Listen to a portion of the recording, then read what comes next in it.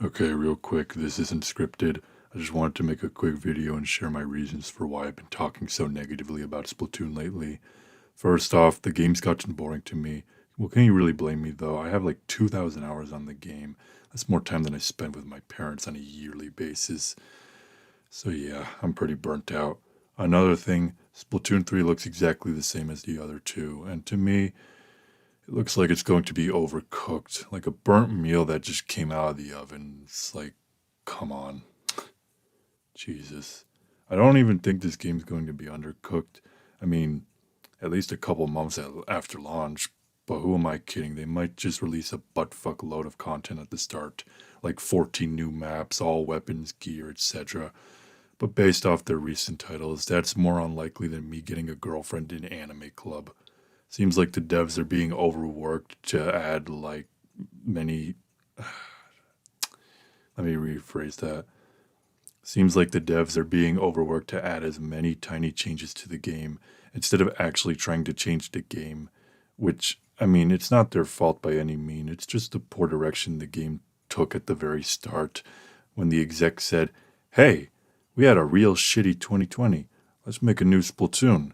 And they just whipped out a trailer in 2 months, just whipped it straight out of their ass like after Chipotle, showing us that showing us that basically the game was still in beta footage and expecting us to all be hype. Well, I wasn't hype. And I don't know, maybe I skipped Squid Day or something, I don't know. I guess I could talk about why I also hate Splatoon 2. The game's trash. Specials are all broken and force you to play uncomfortably. They buffed all the shooters while leaving all the other weapons in a state of purgatory, not being god awful, but just worse weapons in general. If you want to be a top player, play K52 Gal, or however you call it, and sell your soul to Armageddon because, let me tell you, if you think K52 Gal players are having fun, well, they'd be lying because even they are aware of how stupidly broken their weapon is. Oh yeah, 10 of missiles. That special can go fuck itself in every way.